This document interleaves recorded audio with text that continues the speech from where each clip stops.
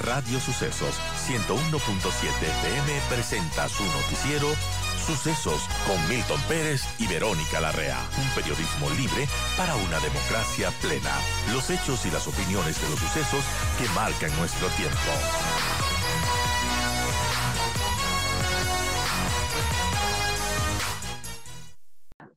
Hola, Vero, amigos, gracias por acompañarnos. Buenos días, gracias por seguir con nosotros, amigos. Y a esta hora vamos a analizar lo que ocurrió ayer en el país. Bueno, no solo ayer fue el clímax de los hechos violentos, la intervención a gran escala de la fuerza pública en la penitenciaría del Litoral para lograr buscar el control.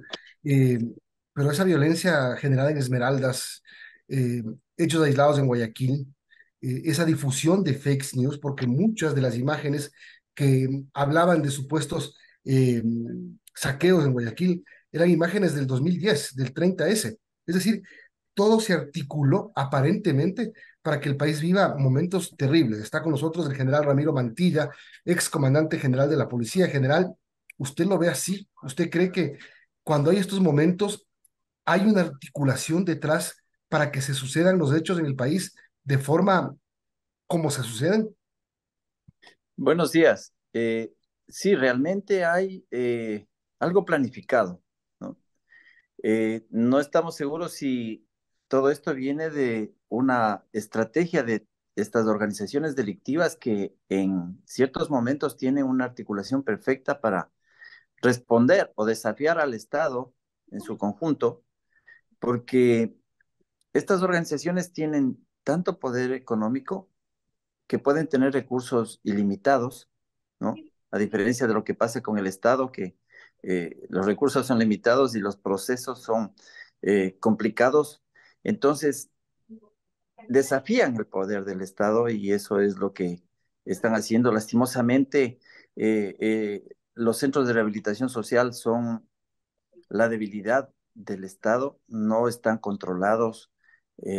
Lo que por ahí se publicó o que lo atribuyen a que una guía o agente de tratamiento penitenciario, como se les llama hoy, manifiesta que no se tiene el control, que las autoridades no tienen el control de las cárceles, y eso realmente, la violencia que hay en las cárceles se traslada a las ciudades, a las calles, y la verdad que no se ha hecho nada en estos años por tomar el control. Y si no se toma el control, vamos a seguir con la violencia en las calles, vamos a seguir teniendo organizaciones delictivas fuertes porque tienen inclusive eh, reclutados a jóvenes en los pueblos, en las ciudades, y tienen tomados sectores. Entonces, la situación es muy complicada y no creo que exista una variación o por lo menos eh, se pueda tener el control de las calles y de los centros de rehabilitación. Ahora, ¿qué es tomar el control de los centros de rehabilitación? Porque lo que ocurre es que entran decenas de policías, de militares, arriesgando su vida, entran armados con tanquetas, someten a los presos, les quitan las cosas, y entonces luego se ve un arsenal de municiones, de fusiles, de pistolas, de lanzagranadas, de whisky, de aires acondicionados, de televisores, de todo lo que uno se puede imaginar que no debería existir en un centro penitenciario. Se los quita, se requisa, como digo, toman el control aparente del momento, pero esto se repite en un mes, porque a la semana siguiente las cosas, los pertrechos, las municiones vuelven a ingresar a las cárceles. ¿De qué sirve? Sí, realmente porque no existe la voluntad política de hacerlo. Se tiene temor de que exista una masacre, que el enfrentamiento entre las fuerzas del orden, policía, fuerzas armadas, con los delincuentes, produzca muertes y políticamente nadie quiere hacerse cargo de esas consecuencias. Pero no puede ser tanto si se planifica, si se actúa con mucha inteligencia y se tiene la decisión de hacerlo. El Estado tiene superioridad, primero numérica, luego tiene vehículos blindados, pero lo que está pasando es de que las Fuerzas Armadas están solo en un perímetro, eh, en un perímetro externo, y al interior, quienes controlan son los jefes de las organizaciones delictivas.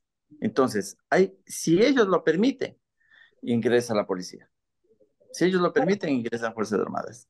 Y ellos ya permiten cuando se han enfrentado, cuando ya las masacres se han consumado, y para que retiren a los cuerpos de los privados de la libertad que han sido asesinados. ¿Por qué? Porque ya empieza el mal olor, empiezan a descomponerse, y ellos dan y entregan lo que creen ellos que se debe llevar la policía, como una Ahora, especie para contentar, y el resto está camuflado, tienen guardado, ¿no? Y ellos sí, tienen un dispositivo de defensa cuando Fuerzas Armadas y Policía traten de ingresar a estos centros. es que el tema es ese, cuando ellos entreguen las llaves de las celdas. Ayer circuló un video de alias Fito en el que claramente está en un sitio abierto, en un sitio, está dentro de la cárcel, pero está en, no sé, una especie de comedor, yo qué sé. El pabellón, algo así. Alguien que les graba, entregan las armas, y se permite decir, vamos a hacer un alto a las vacunas, hemos hecho un acuerdo con varias bandas. Uno entiende que que esos mensajes graben las FARC, que están refundidas en las montañas de Colombia, como estábamos acostumbrados a ver con Marulanda, con todos los líderes guerrilleros, pero dentro de una cárcel que supuestamente es manejada por el Estado, que se permitan hacer este tipo de cosas. ¿Qué tiene que decir el país y la fuerza pública y el Estado sometido? Gracias, señor Don Fito, por su benevolencia de ofrecernos un momento de paz. Miren, estas organizaciones delictivas y estos líderes están tratando de ser un actor más del tema inclusive político. Todos sabemos cuál es el objetivo de estas organizaciones y empiezan a tener incidencia ya en el lavado de dinero, crean empresas para poder participar en concursos en las alcaldías a nivel nacional, concursos públicos para obras, es una forma de lavar el dinero. También están incursionando en minería. Entonces ya tienen otra visión del tema delictivo.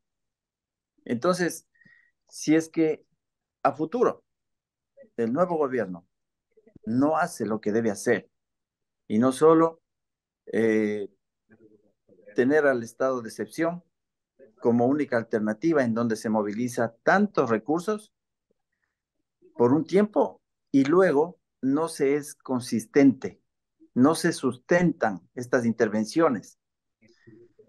Se sale de Esmeraldas, transcurren los 60 días, se detiene la policía, se ve el trabajo de policía y de Fuerzas Armadas, detienen a estos integrantes de las organizaciones. Ahí viene otra debilidad del sistema de seguridad pública, que son algunos jueces y fiscales, en donde hay impunidad.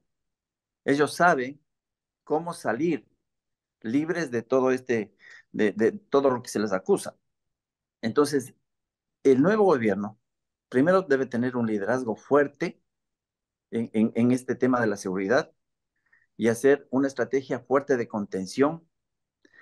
Y luego, lo que ha hecho el presidente Bukele, todos admiran el sistema de seguridad de El Salvador, pero ellos tienen claramente un plan de control del territorio.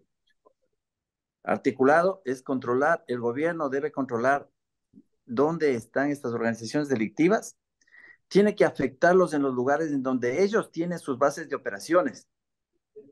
Y eso no se lo está haciendo. Hay lugares, circulan videos en que recorren por las calles armados. Cada vez que hay un sepelio de uno de esos miembros de sicarios que fallecen cuando pelean entre ellos o con la policía, pasan disparando por las principales calles de las ciudades.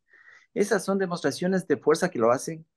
Sin embargo, no hay intervenciones constantes de todo el Estado en estos sectores. Lo que falta, decisión política o falta armamento, logística, numérico de policías, numérico de elementos, estrategia, ¿pasa por dónde? ¿Qué pasa con la Miren, inteligencia? miren, Porque porque es fácil decir, las autoridades responden, lo que pasó en Esmeralda de ayer fue culpa de la operación que se estaba realizando en la penitenciaría litoral. Ok, pero si saben dónde operan los tiguerones en Esmeraldas, ¿por qué no funciona la inteligencia? O si funciona, ¿por qué no se ejecuta? Cuando no se planifica integralmente, sucede esto. Los esfuerzos son aislados y no contribuyen a disminuir el gran problema. Entonces, aquí no hay falta de leyes. Con el armamento que tiene Fuerzas Armadas, que tiene policía, con el personal que tiene Fuerzas Armadas y que tiene policía, se tiene que planificar operativos simultáneos, porque sí hay la capacidad del Estado para hacerlo.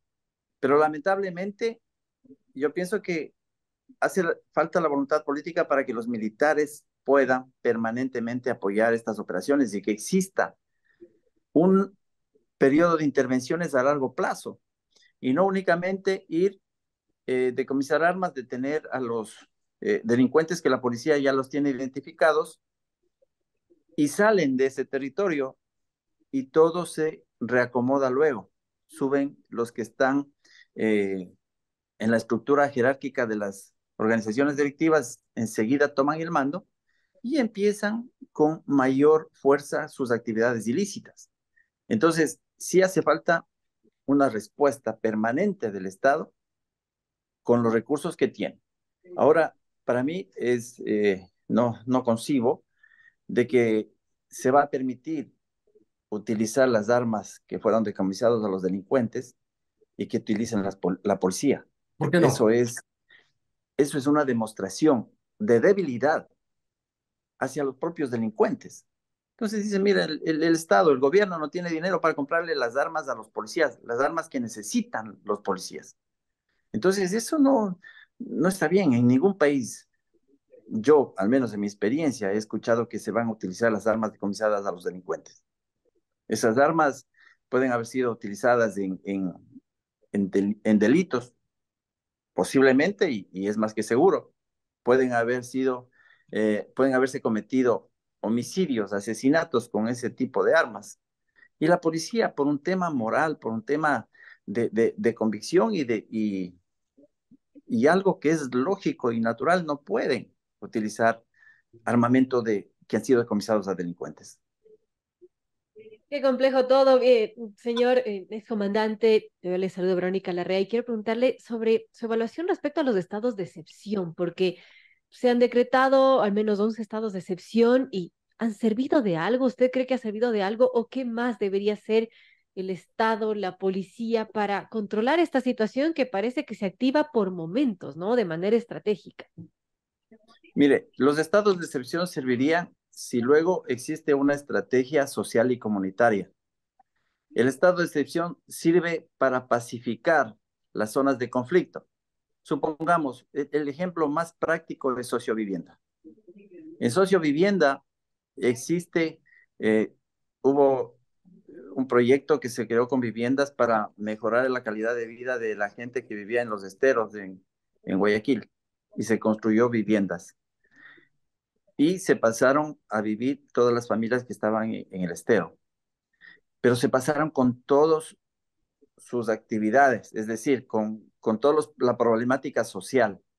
Entonces, al no tener el control social que debe ejercerse en todo lugar, en toda sociedad, empezaron con sus actividades ilícitas y se ha intervenido, al menos que yo recuerde, tal vez unas 8 o 10 veces en sociovivienda.